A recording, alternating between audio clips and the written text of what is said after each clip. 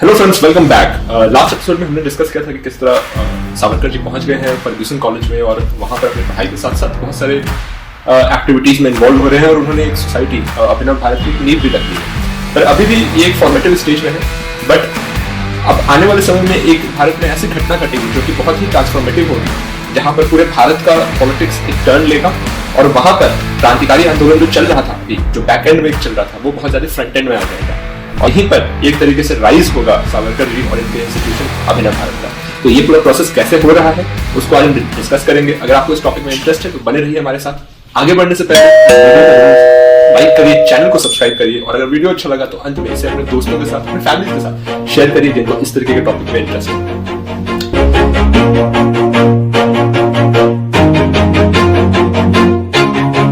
अभी तक हमने देखा था दोस्तों कि सावरकर जी जो थे वो तिलक के फॉलोवर थे। उनसे उनके स्पीचेस को सुनते थे, उनके रैलीज को अटेंड करते थे और उनसे इंस्पायर होते थे, पर दोनों के बीच में कभी भी अभी तालमेल नहीं हुआ था, कभी एक दूसरे से मिले नहीं थे। पर 1904 में पहली बार तिलक उन लोगों से मिलते हैं और उनको एक प्रॉमिस देते हैं कि वो अभिनव भारत के लिए अपना कुछ समय निकालेंगे और वहां के जो युवा वर्ग हैं जो इससे जुड़े हैं उनका मेंटरशिप करेंगे। साथ ही जो काल के एडिटर थे परंजपे जी, उन्होंने भी ये प्रॉमिस दिया। 1905 से 1910 का जो पीरियड है वो भारत के इंडिपेंडेंस मूवमेंट के इतिहास में बहुत इंपॉर्टेंट पीरियड है। कांग्रेस का जो पैसिफिस्ट अप्रोच था, जो जी हजूरी का जो एक अप्रोच था, उससे लोग अब ऊब चुके थे और इसका ऑल्टरनेटिव जो था, जो इतने दिन से बिल्डअप हो रहा था, वो जो एक नेशनलिस्टिक मूवमेंट था, जो एक फोर्सफुल मूवमेंट था, वो बहुत ज्यादा सामने निकल करके आता है और जनमानस स्पेशली यूथ उसको बहुत इंस्पायर करता है। तो ये जो मोमेंट था जिसने ऐसा टर्न दिया अपने हिस्ट्री को, वो था पार्टीशन ऑफ बंगाल। 1905 में लॉर्ड कर्जन ने बंगाल का पार्टीशन कर दिया ऑन द प्रीटेक्स्ट कि ये बहुत बड़ा स्टेट है और उसको गवर्न करना बहुत फजीहत का काम है। On the face of it ये सही भी बात था, बिकॉज उस समय का बंगाल था modern day Assam, West Bengal, Bangladesh, Bihar और उड़ीसा, जो कि बहुत ह्यूमंगस स्टेट है गवर्न करने के पर्सपेक्टिव से। So he created the province of Eastern Bengal, which included 15 districts of Bengal plus Assam.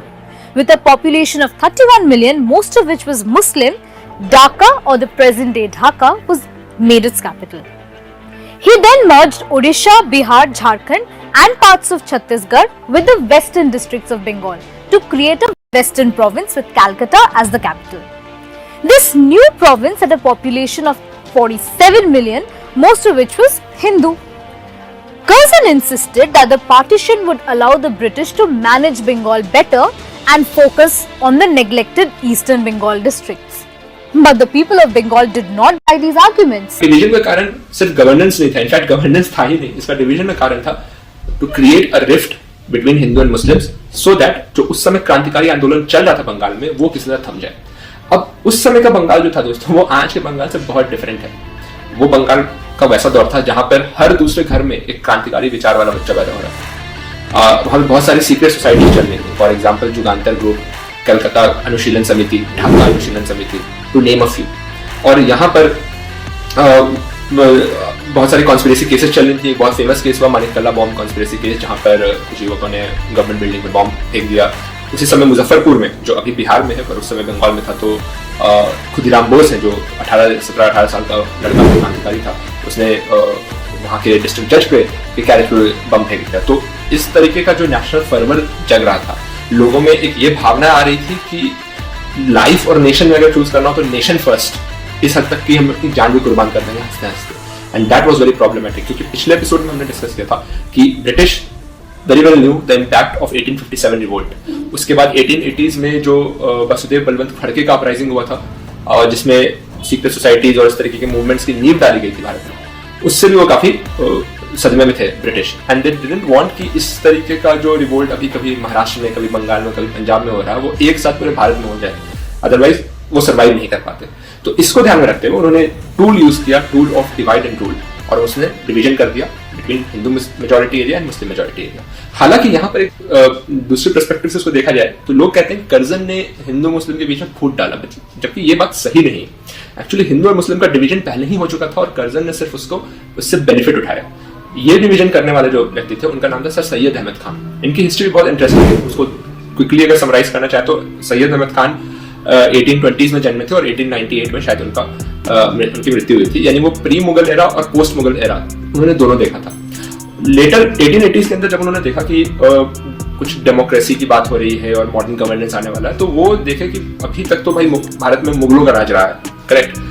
15% 20% जो मुसलमान थे they used to rule over the entire subcontinent, और ये में अगर डेमोक्रेसी वगैरह आ जाती है तो फिर ये पावर आपके हाथ से निकल जाएगी, and that was very problematic for him. Hindi script जो है ये भी यूपी की स्टेट लैंग्वेज होनी चाहिए।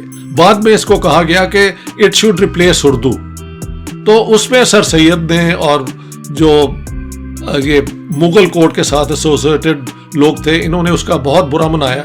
में अंग्रेज़ों ने जो डिसीजन ली वो ये थी कि दोनों ही रस्म ख़त यानी देवनागरी और ये पर्शियन उर्दू दोनों एक्सेप्ट कर ली जाएंगी। और 1913, ये मैं किसको कोट कर रहा हूँ, engineer doctor Asghar Ali engineer की किताब में मैंने पढ़ा है कि 1913 तक मुसलमान अभी भी यूपी के अंदर 35% स्टेट सर्विसेज यानी जॉब्स उनके पास थे। तो ये दो जुबानों को मानने के बाद भी अभी भी मुसलमानों को मोर देन डबल एडवांटेज था। तो सर सैयद के दौर में तो उससे बहुत ज्यादा मुसलमानों को एडवांटेज होगा। 13% के पास शायद 80% जॉब थे। तो ये कोई इंसाफ है?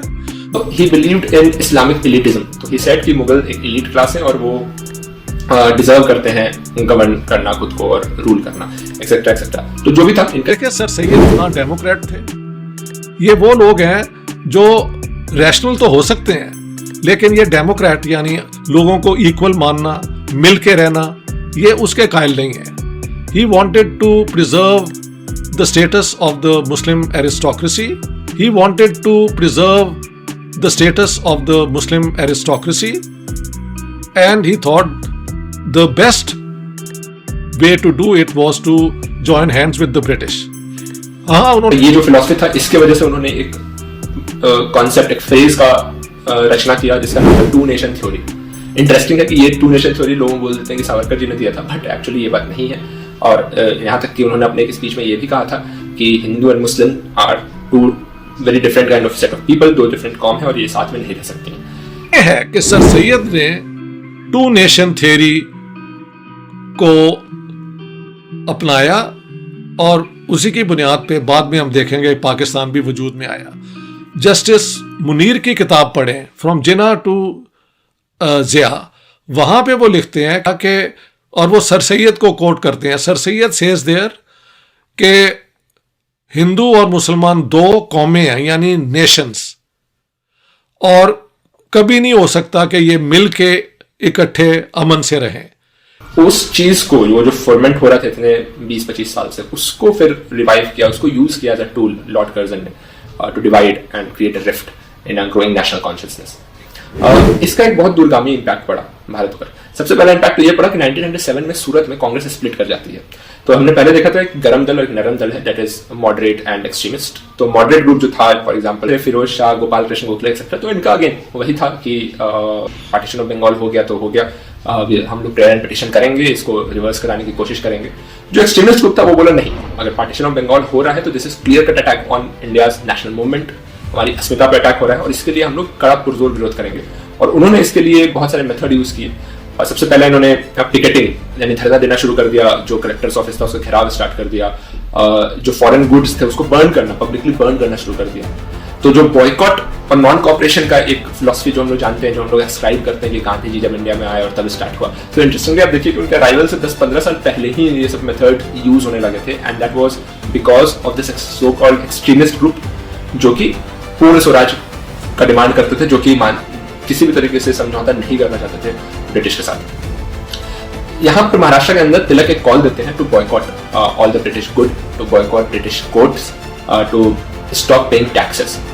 पर उनका भी एक प्रॉब्लम था कि उन्होंने कॉल तो दे दिया है, पर कॉल को जमीन पे कैसे उतारा जाए। मतलब पार्टीशन ऑफ बंगाल हो रहा है और उस जमाने तो कोई सोशल मीडिया नहीं था, कोई न्यूज चैनल नहीं था, तो महाराष्ट्र के लोगों को उससे क्या फर्क पड़ता है।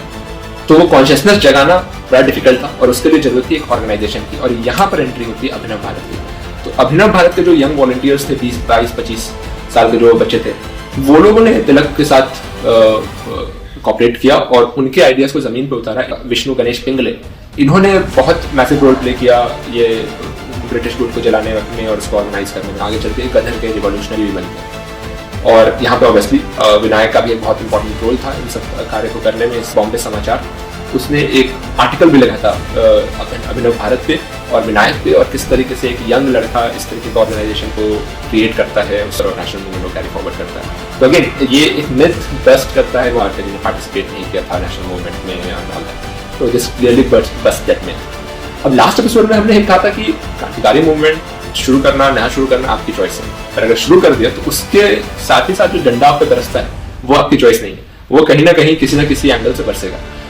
खैर दुख की बात थोड़ी ये है कि वो जो पहला डंडा पड़ा था सावरकर जी के ऊपर वो ब्रिटिश का नहीं पड़ा था। वो जिस कॉलेज में वो पढ़ते थे तो उस कॉलेज के जो प्रिंसिपल थे सर रघुनाथ पुरुषोत्तम, उन्होंने सावरकर जी की इस एक्टिविटी को मद्देनजर रखते हुए उन पे 10 रुपए का फाइन, जो आज के हिसाब से 10,000 के बराबर होगा, वो लगाया और साथ ही उन्हें 6 महीने के लिए रेस्ट्रिकेट कर दिया कॉलेज से।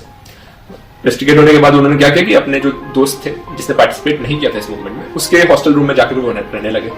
तो सर रघुनाथ को जब बात पता चला तो उन्होंने उसके दोस्त को भी, सावरकर जी के दोस्त को भी पे भी फाइन लगाते और उसे भी 1 महीने के लिए रेस्ट्रिकेट कर दिया। और बड़ा इंटरेस्टिंग बात है दोस्तों कि सावरकर जी भारत के पहले स्टूडेंट बने जिनको किसी भी एंटी गवर्नमेंट और एक्टिविटी के लिए, एंटी इंपीरियलिज्म एक्टिविटी के लिए रेस्ट्रिकेट किया गया।